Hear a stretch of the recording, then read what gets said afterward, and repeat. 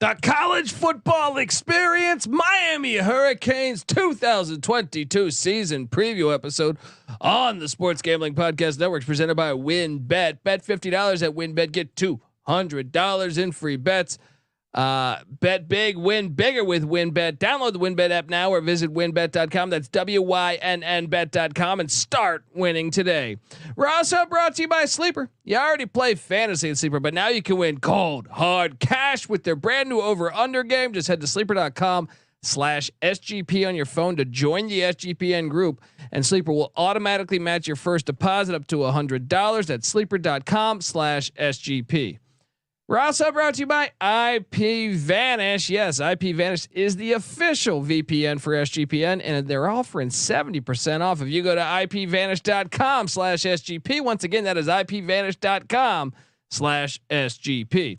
We're also brought to you by SGPN Discord. Yes, make sure to check out our new Discord server, the perfect place to interact and sweat out bets with the entire SGPN crew. Just go to sportsgamblingpodcast.com/Discord. This is Brian Bosworth, aka The Boz, and you're listening to SGPN. Let it ride, brother.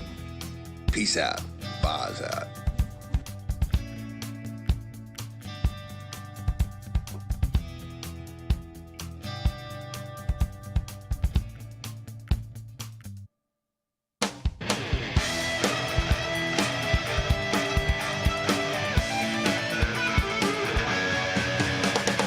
Yes, yes, yes. Woo-hoo.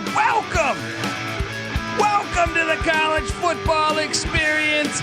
Miami Hurricanes 2022 season preview episode. Woo. My name is Colby Swinging Database Dad, aka Pick Dundee. That's not a pick. This is a pick. Nobody knows nothing. Somebody knows. Double the price, but no one touches Dundee. It's all about the U this episode as they get rid of that turnover chain.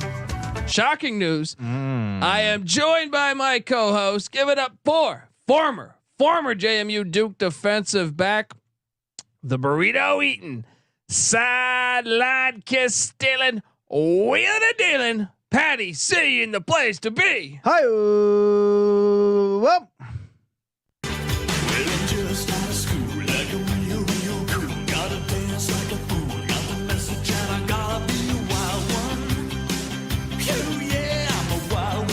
Yes, you are a wild one, Patty C. And this one is a wild one. Talking Miami Hurricane football. I didn't come here to study. I come here to study. Studying sucks. Studying really sucks. Oh, so and appropriate. Here we go. Look, I mean, Patty C. This is part of the reason why the ACC is on very, very, very thin ice. I read it. I read several articles in the past couple of weeks from national publications or newspapers where they were citing the downfall of the ACC. Some of it was expanding the brands of basically adding especially Syracuse and Boston College, but a lot of key points was the fact that they thought Virginia Tech, Florida State, and Miami would be a lot better in the ACC. Clemson kind of been the only one that's been holding their end of the bargain. Yeah. Man. Even Georgia Tech they thought would be better. Well, they should be. Yeah. All of those teams have been a disappointment. Miami, we just looked at it. 7 straight seasons from 86 to 94 or 93, I think it was. Maybe, no, 92. Where they finished in the top 3 in both the AP and the coaches poll. Ridiculous. They were once the juggernaut in college football. Now, not so much, but getting back on track here. 10. I'm counting 10. So between the 5-win mark and the 7-win mark, 10 years of that since 2007. Between 5 and 7, yeah, wins. Just absolutely mediocre since joining the ACC. I mean, I bet you Washington State probably has a. I mean, they only have one double-digit win season in 19 years of football. Not good. One. Not good. They got to step it up, and they bring in Manny Diaz. No, I'm sorry. Jeez, Mario Cristobal. They got rid of Manny Diaz. I'm sorry. I must apologize for that. It's kind of a big deal right now. Mario Cristobal killing it on the recruiting trail, which is what we expected, but also the NIL money stepping up for the program right now. As I forget the name of their big booster, but he is making no qualms about it. He is going after. It is not Nevin Shapiro. It is another Miami booster. Yes, probably making his money off of similar. I feel like we need to know his name, but Miami's sitting at number 10 in the recruiting rankings for 2023. John Ruiz. Yes. Okay. Yes, originally from Brooklyn, New York, but he is a wait. Oh, that's Nevin Shapiro. Okay, that's from Brooklyn. Never mind. John Ruiz though is definitely making headlines by saying, "Bring it on, NCAA." You know, I'm going through a law firm. Oh yeah. Fuck you. He's saying, "Hey, the Supreme Court's ruling overrules anything you." And he's probably right. And but it appears the U is on the way back, Patty C. But let's talk a little Mario Cristobal, whatever. Because if you look at this, Patty C, I got the graphic up there. 62 and 60 in 11 years. Is he the man that is bringing back? Now I'll tell you this. I do think they're going to end up the most talented team in the ACC very, very shortly. Well, right, and recruiting has always been his supposed strong suit, and that was proven at Oregon. They did really well under him. But I also think by doing that, that'll probably ruffle enough feathers that Florida State will they'll find a way to get enough money to start stealing some of those players. It's good for the business. It's good for college football when you start having all that. But is he the man, Patty C? Will Miami be in the playoff with Mario Cristobal? Will they be winning national championships with Mario Cristobal? It seems like his ceiling is about what he was able to do at Oregon. I'm probably a little higher down in Miami. Obviously, between the playing there, the coaching experience there, the ties he has there, and the more talent that's at his disposal. I mean, if he can put the fence up around Miami, that's kind of all it takes, and then you're right there in that thing. So I think he is working towards that, but number 10 class right now isn't there. You need to be a top 5 recruiting class, but that's going to take time for him. If he can crank out a couple 10-win seasons, all of a sudden Miami gets his mojo back, and look out. So a year ago, Manny Diaz was there. Is this an upgrade from then? Yes, I agree, but I think slightly. Well, no, I'd say the biggest upgrade is the NIL being legal. Yeah, that's humongous for them. That's to me like, holy shit, they're going to be nasty because I do think they're going to find ways to Manny Diaz has to be pissed that he was wrong. Life's about timing. A lot of life is about timing. The thing is, we'll get to recruiting. Manny Diaz didn't do terribly. He just wasn't super elite. Which Miami probably needs. But his timing was really bad. Yeah, and his luck was really bad. That's what I'm saying. On a couple bounces, you look back at last season. 7-5. They got murked by Alabama. We expected that. They actually got very fortunate to beat Appalachian State. Yeah, that game was. They needed the last second field goal to win that. They were losing 24-23. The Michigan State game's a little misleading. They actually that was close. Yeah, that was kind of neck and neck yardage wise. The Virginia game was completely bad luck. Completely bad. Clanked one off the upright. Virginia had a touchdown that was like thrown to the defender. Oh yeah, remember that? Like it hit off the guy's back. He rolled over and it just fell into his hands. He was like, "All right, touchdown." However, I do think North Carolina, and I'll be honest, they did get a little bit lucky with NC State. They did get a little lucky with NC State. They won by 1 against NC State. They only beat Georgia Tech by 3. They played in a lot of close games. Look at that. From every game, from every Virginia, single game, 1, except 2, 3, 4, 5, 6 straight games that were decided by 4 points or less. That's half the season. You're in a dogfight. You know what I think will help them though? At Oregon, they had the Pac-12. I think is a stronger football conference, or it has been recently than the ACC. But also, the 9-game schedule to 8. If I look, I know they have a tough 9th game this year, but I think, and I look elsewhere. We'll see. We're going to dive into Oregon it. Oregon usually has a tough 10th game elsewhere. Yeah, like this year, I think Oregon's got Georgia and BYU. I mean, So I think softening it up a little bit and also being home where I think he's better at recruiting in Miami than in Eugene. I think it's a lot of potential here for stuff. Patty C, let's hop into it. Last year, well, there's like I said, 7-5. Now they have a new offensive coordinator. That's Josh Gaddis, who took the Michigan Wolverines to the college football playoff for the first time in their existence, or the Invitational, as we call it. Gaddis, are you buying in on him being an elite offensive coordinator, Patty C? it's tough to say. What I'll say this: I was impressed with his adjustment back to Harbaugh's system. Harbaugh's system had been, what it was: slam the ball in. You don't have enough passing. Then they tried to come in and bring Gaddis in from Alabama. They were throwing the ball around down there, and it was too much of a transition and too different from Michigan's true identity. And so I thought this past year he did a really good job of blending the two, running the ball really hard, but also having explosive plays and a relatively consistent passing game, which in Miami's history, a pro style approach like that has been what they do. They have a lot of both. Great running backs, great receivers. Josh Gaddis is a Butch Davis guy. Well, there you go. Coming home then. Say no more. I was impressed with him. I mean, I'd like to see it for an extended period of time because at the beginning the offense wasn't moving too well. But last year at Michigan, it freaking moved, obviously. So if he's got that moving at Miami, then look out. Well, I can tell you this: last year they were 23rd in scoring offense. Rhett Lashley was the offensive coordinator. Now he's the head coach of the SMU Mustangs. They were 97th in rush offense at Miami. Well, that's the air raid. Air raid, yeah. 10th in pass offense, 19th in total offense.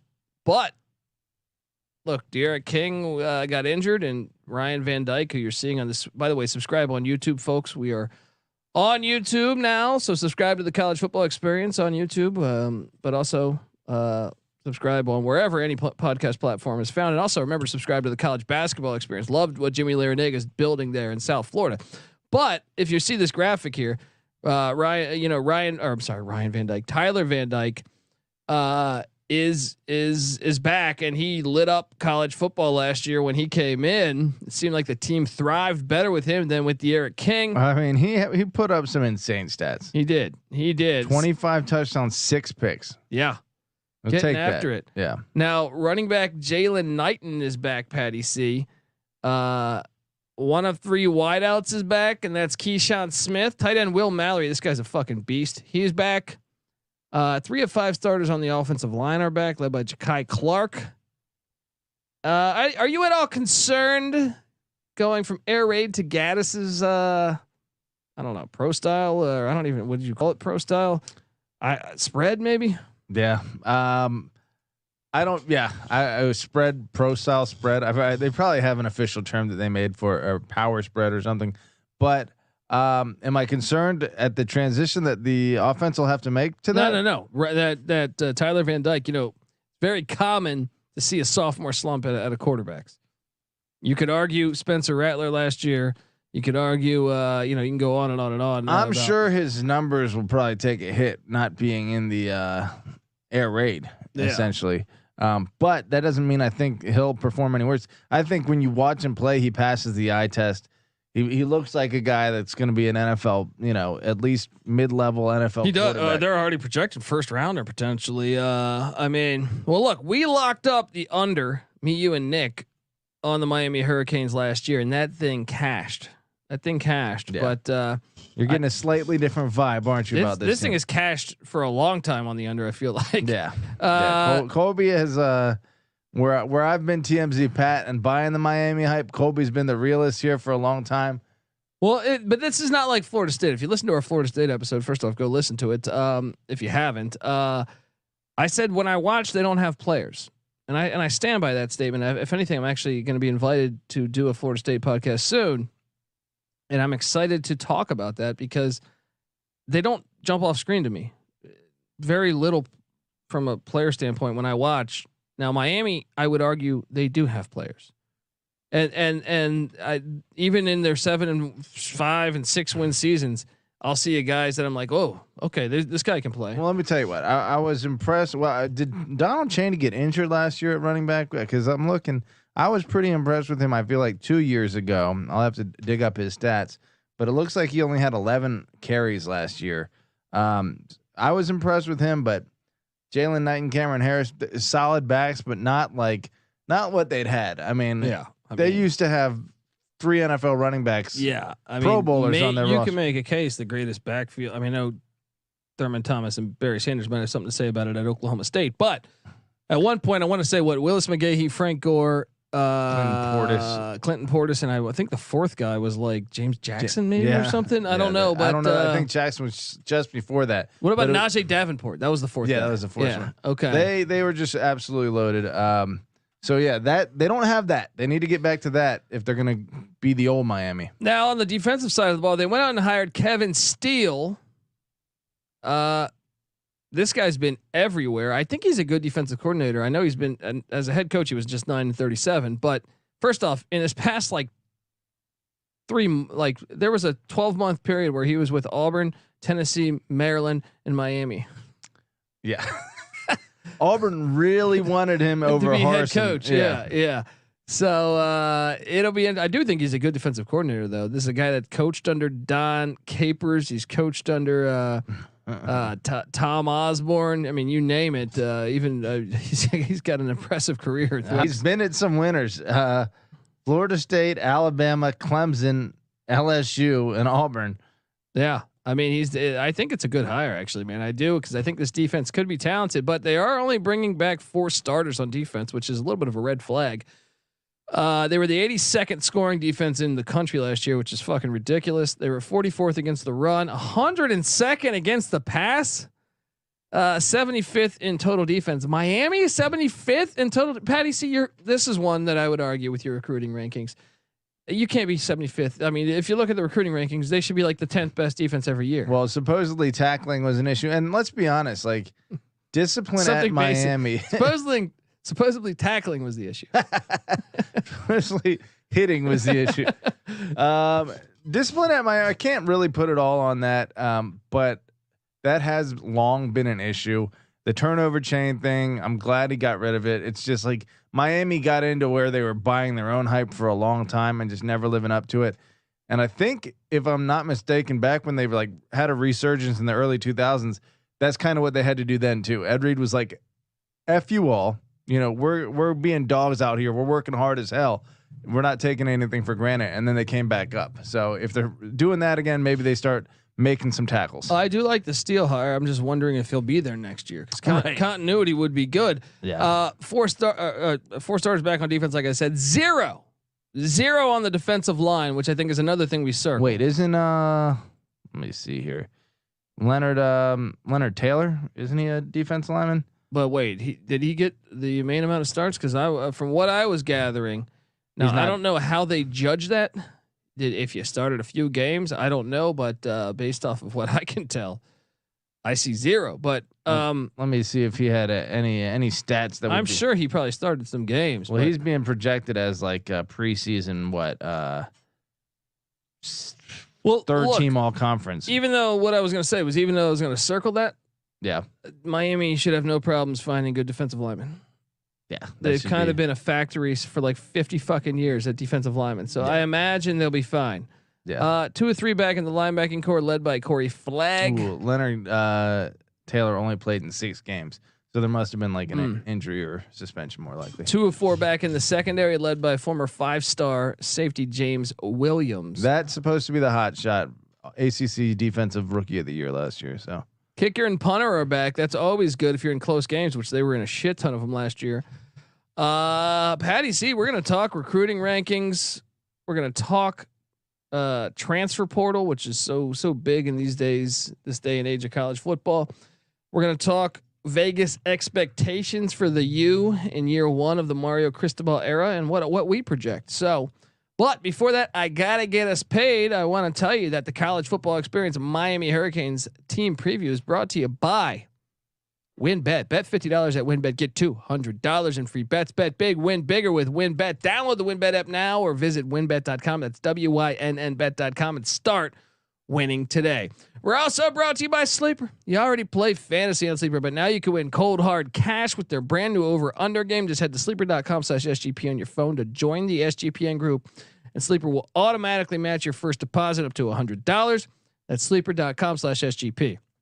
We're also brought to you by IPVanish. IPVanish is the official VPN of SGPN, and they're offering 70% off if you go to IPVanish.com/SGP. Once again, that is 70% off at IPVanish.com/SGP. We're also brought to you by SGPN Discord. Make sure to check out our new Discord server, the perfect place to interact and sweat out bets with the entire SGPN crew. Just go to sportsgamblingpodcast.com/Discord.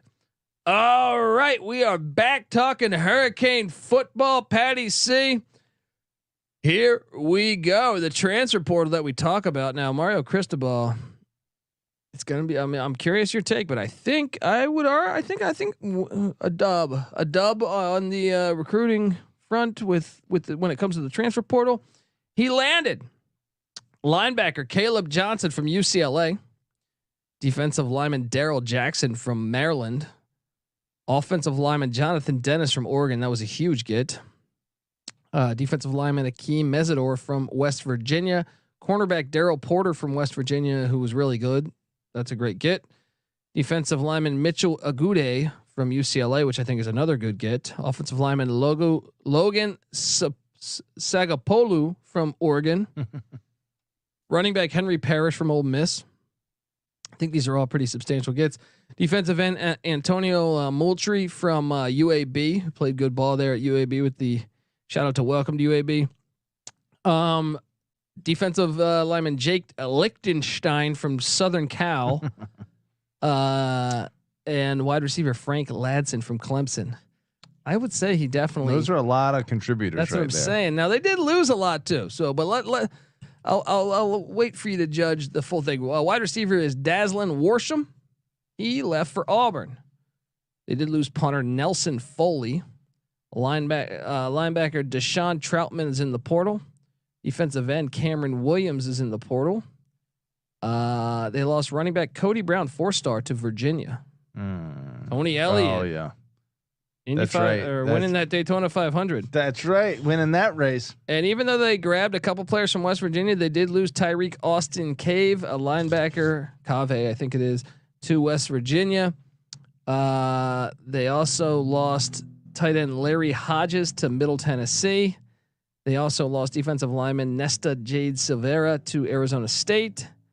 They lost kicker Camden Price to the portal, but once again, he was not a starter, so yeah. I think they'll be okay there. They did lose offensive lineman Corey Gaynor to North Carolina, in state or in conference, not in state. But safety Jervin Hall to Utah State.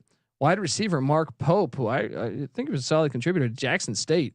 Deion Sanders. Deion doing his thing. Linebacker Bradley Jennings to Indiana. Defensive lineman Quentin Williams to Marshall. Wide receiver D Wiggins to Louisville. Wide receiver Jeremiah Payton to the portal. And offensive tackle Kaleon Herbert to the portal. They still lost a shit ton of players, but I still think what they got was so good. Yeah. That I think it's a for sure win. Mean, in terms of just name recognition, let alone like statistical like production, they definitely got some players that will be contributors. Yeah, I think they won the transfer portal, and apparently that's been the case. You know, the transfer portal rankings. Not hard to sell Miami, Patty C. Yeah, easy peasy. 24/7's been releasing transfer portal rankings for four cycles now. Miami nationally on the first 2 cycles were number 1, right? Wow. Then number 8, number 12 this year. So this is actually the worst year they've done transferring. Which probably means they'll go 12-0. Right. The other years they're 7-5, 6-6. Not relying on the transfer portal quite as much is Cristobal apparently, or maybe he just didn't get the head start that he needed. But within the conference, that's still good for the second best transfer class. Well, talk to me about recruiting rankings. Recruiting, again, this is a team that has gone a little bit stagnant. At Miami, you're only going to do so. You're only going to fall so far, but they've fallen pretty close to as far as they will. 8, 17, 11, 11, and 13. Still not bad. Within the conference, that's been good for 2-4, 3-2-3. Miami's going to get their talent. There's just way too much talent in Miami for them not to get it. but they should be putting the fence around it and getting a top 5 class every year. So they really need to do that. Their composite's been in the high teens, and their composite within the conference has been like 2 or 3. So they haven't been playing up to their talent level within the conference, although not that far off of it. They were a little close. If they were like several wins, like we said, by like 3 points or less, if they could come up just a little bit with coaching, all of a sudden they could be a 10-win team. For sure. Think they're that far away. Well, yeah, and Las Vegas is expecting the Hurricanes. If you're watching, you will see right here on this graphic. Shout out to the SGPN graphics team. Miami's win total is at 8.5, which I feel like is normally a little bit. It's normally a little bit higher. I feel like normally it's at 9, 9.5, 10. They finally calmed down on it. Vegas calmed down on it. The under is at -120. The over is at +100. So Vegas leaning towards an 8-4 season. Patty C. Let's hop into it because. This schedule is genius. They play 3 teams that had a winning record a year ago out of 12 games. Nice. So if they're anything like last year, although I will say cross division, they draw Florida State, Miami, or Florida State and Clemson. That's no fun. Well, I mean, Florida State's fun. Yeah. I'd rather play Florida State than NC State. Yeah, probably. Yeah, at this point, definitely. Yeah. Yeah. I mean, I think that's a great. I can totally see momentum behind Cristobal here. Kind of a cakewalk in the non-conference. Dude, they play nobody. Yeah. I mean, honestly, like I will say this. Yeah. I mean, I don't even. They get one back-to-back away stretch. That we'll get to, but yeah, week 1 they play Bethune-Cookman, an FCS team that only won like 3 games last year, or 2 games. 2 games. That game sucks, and that game will be a blowout. Yeah, you agree? 2-9. Yeah, last year. Yeah, Miami all over them. Then they take on Frank Gore Jr. coming back to Daddy's home. That's right. Take on 3-9 Southern Miss. That's a big fat dub. And then this is the one you circle. They go to Kyle Field to take on Texas A&M. I am not one of these people that just buys into A&M. Colorado was horrible last year, and Colorado was beating them for 59 minutes and lost. Yeah, 10-7. A&M has been known to have some clunkers. They could totally lose this, dude. A game after App State. I mean, even Sam Houston might give them a little more than their bargaining for there. They lost to Arkansas. They lost to Mississippi State in College Station. Why can't Miami win this game? Miami could win that. It's like a 50-50 game to me. I honestly don't. I'd give it slight edge to A&M because it's the crowd. But they beat Alabama last year. They also lost at home to Mississippi State. What is Miami and Mississippi State? Like, if you played tomorrow, who would you give that edge to? Probably slightly to Miami. Yeah, I mean, I think it's right there. Yeah. Okay, give me that as a loss. I still think that's a very winnable game. Well, that would be an amazing start for them if they got that. Texas A&M has no quarterback. They have Miami's got the way better quarterback too. That's true. And maybe, I don't know. I guess you got to give the coaching advantage to Fisher at this point. Yeah. Then they're home to Middle Tennessee. It was 6-6 a year ago. That's a win. That's a win. So I got a 3-1, potentially 4 now. Right? They get a bye week before hosting North Carolina, which I think is huge. This schedule's genius because I do think North Carolina's been one of the teams to give them some fits lately. North Carolina leads the all-time series 11-5, has won 3 in a row and 5 of the last 7. But that's what I'm saying. It's great. You get an extra week to focus on that. They can beat North Carolina at home. They can. 4 of those. So this is a tricky game though, because I do think North Carolina is pretty talented. Yeah. But I am going to take Miami to win this game. This is a tricky game. We need to see what North Carolina is doing at the quarterback position, but I think the bye does help them coming into this. I'm going to see what North Carolina has. North Carolina is coming off of games against Notre Dame and Virginia Tech. They'll probably be worn out for that. That plays well for Miami. Yeah, so I got Miami there at 4-1, potentially 5-0. Patty C. Then they head to Lane Stadium October 15th. They've gotten the better of Virginia Tech lately. I want to pull that up because Tech had been getting the better of them, but I'll even take Virginia Tech to win this. I don't know that I believe that Virginia Tech will get this. Miami winners of 4 of the last 5. In lane, 6 of the last 8. in lane. Just give me the lane. The lane. Numbers. In lane, they've won 2 of the last 3. Wait, let me see that. No, in lane, they've won 3 of the last 4. I'll say this: between North Carolina and Virginia Tech, they lose 1. Yeah, I agree with you. So then I would have them at 4-2, right? They're home to Duke, 5-2. At UVA, 6-2. Ooh, I don't know that I agree with that. I don't think I agree with that. I think they take an L at UVA. you sit there and you act like. I mean, this guy UVA was 6-6 last year. You know, UVA beat them last year, right? Yeah, well, the luckiest shit. You just said it earlier this episode. Hey, a win is a win. Let me see what the series has been lately. They only lead this series 11-8 all time. 2-2 in their last 4 against UVA, including 0-1 at UVA. They lost 3 of their last 4. Who are you taking? They lost 4 of their last 5 at Virginia. They don't go to Charlottesville and win very often, do they? They do now. No, they don't. Light your torches. They're taking it All out. right. I got them grabbing that dub. Then they have the Florida State game, rivalry game. They lost last year. I think they get it done. They get them this year at home. Yeah. Then they're at Georgia Tech, which for some reason, this is a great look ahead spot because they're at Clemson. And if they're having a good season, Georgia Tech gives them fits. I feel like I think what's his name is 1-1 against them or 2-1 against them, and then that's ridiculous. And last year they only lost by 3. Atlanta versus Miami. I'm gonna take Miami to get that dub. Then they're at Clemson. I'll give that a loss. Yeah. And then this is the one that I think resides. This is really tricky because you have them at what now? 8. I have them at. This is it. If they win, they're on the over. You have losses at A&M, at Virginia Tech, at Tech, and at Clemson. So you have them at 8-3 with 1 game left, hosting Pitt. What are you gonna do?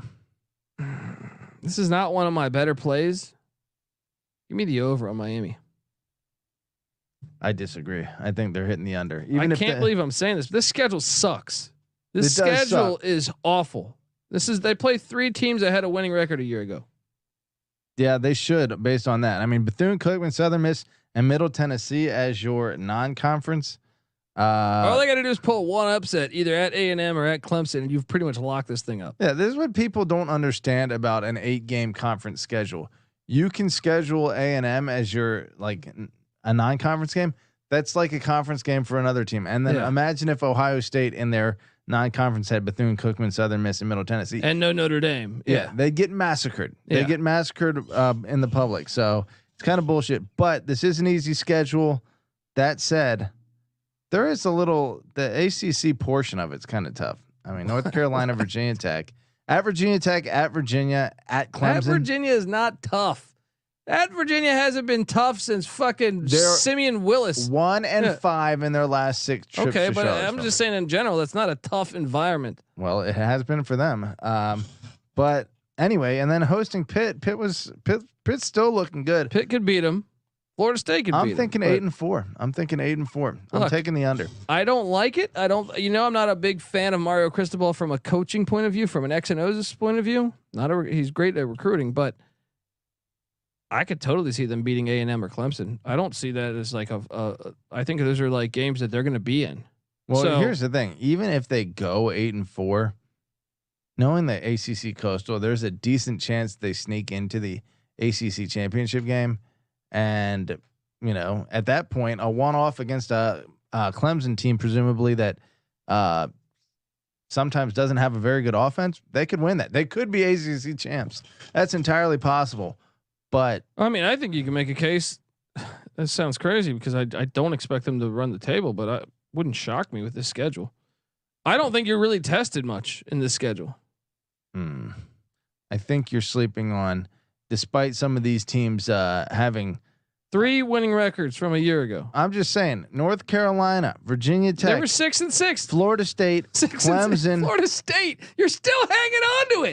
But how many years is it gonna take? Hey, they played Florida State last year, Colby. Who won? Okay, who won the game? Okay, but Miami's not good. Okay, so But there you with go. Cristobal coming in. How are you arguing with me as Florida State a dangerous game for Miami When's when they beat them last year? When's the last time Florida State won in Miami? Let me look at that. I get so sick and tired of this guy. This guy talks like Florida State's won the national championship every year. Just sells that shit. Florida State was beating Clemson late in that game. But even Florida State last year, they were getting their ass whooped. They came back to win that. Miami had won 4 before last year in Miami. Yeah, and they give me this. I got day. Miami. I'm just saying you're just counting these as wins. I don't think they necessarily are. Look, I think Miami's overrated every year. I think they're overrated this year. It is a special moment when Colby's believing in Miami. No, it's not that I'm believing. That schedule sucks. All right, and I think even if you're overrated, you're gonna hit the over on that. Maybe. I disagree. I say 8-4, but it's close. What honestly? Okay, let me ask you. They this. have upside. Miami does. Let me ask you this then. Yeah. Okay. Just blindly right now. I know this. We just. What do you project Texas A&M's record to be this year? I would guess 9-3 or 8-4.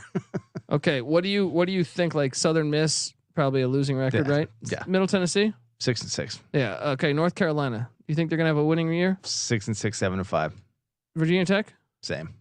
Maybe 7-5 for Virginia Tech. Duke. 3-9. Virginia. 6-6. Florida State. 7-5. Whoa. They haven't had a 7-5 season. Oh, I think we did project them at like 5-7. Yeah, I was about to say, go listen to that episode. Yeah. Georgia Tech. 3-9. So you have them then Clemson and Pitt. So it's pretty much 3 winning teams. Maybe Virginia Tech is your 4th. The schedule's easy. Give me the over on the Hurricanes. Patty C's on the under. Vegas is leaning towards the under. So I say, let's go. Well, let's go. I'm still believing that Miami's going to figure it out one of these days, and I think Cristobal is the best chance they've had in a long time. 9-3, maybe even 10-2, 11-1. I could totally see them beating A&M. I'm kind of rooting for the Hurricanes. Yeah, I heard it here first. Subscribe to the College Football Experience. Also, remember, subscribe to the College Basketball Experience because love what Jimmy Larinaga is doing down there in South Florida. Got Nigel Pack coming in. We got you covered on the College Basketball Experience. We talk college hoops year round. We talk college football here year round. Subscribe to both. Tell a friend. Also, check out the College Baseball Experience with me and Noah Beanick. The Hurricanes keep a good baseball team. A-Rod went there, Patty C. Did he now? So check out all 3 of those. Also, all of our other platforms. Sports Gambling Podcast is already going through NFL futures. If you're a Dolphins fan, I know South Florida has a ton of Giants and Jets fans and stuff like that. They got you covered fantasy football wise. Fantasy Football Gambling Podcast. Check that out. NBA Gambling Podcast. MLB Gambling Podcast. Check out all those great podcasts that we have there. Even MMA. I think good MMA scene down there. Check out the MMA Gambling Podcast. Oh yeah, I'm sure the folks in Miami love a little fight. Kimbo Slice, come on. There you go. Feel like Coco Beware's from there. Yeah, not that he was right. in MMA. Pro wrestling, MMA. Yeah. Kind of Check out the same Soccer Gambling Podcast. We got the World Cup right around the corner. We're already killing it on the Soccer Gambling Podcast. Check out all those. I think you dig them all. Wasn't They're all Beckham free. Gonna get a team down in Miami? Sure. I don't know if that already happened. Pele. Yeah, it might as well be. Subscribe to all that. Look, if you go to the College Football Experience on iTunes, give us a 5-star review, and if you do that, take a screenshot. Find me on Twitter at @DColbyD or the College Football Experience Twitter account at TCE on SGPN. Show us that screenshot, and we'll send you a College Experience T-shirt. How about that? Brand new. All right, not out of Patty C's closet. Check it out. Get it there, and folks, yeah. All right. This is the College Football Experience, Miami Hurricane style. I'm on the over. He's on the under. You better start thinking about yours. And we out of here.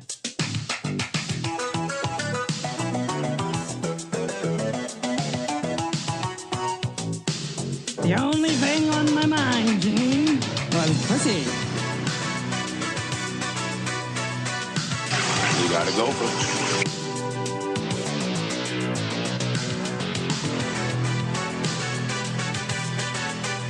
It's easy to see a tide turn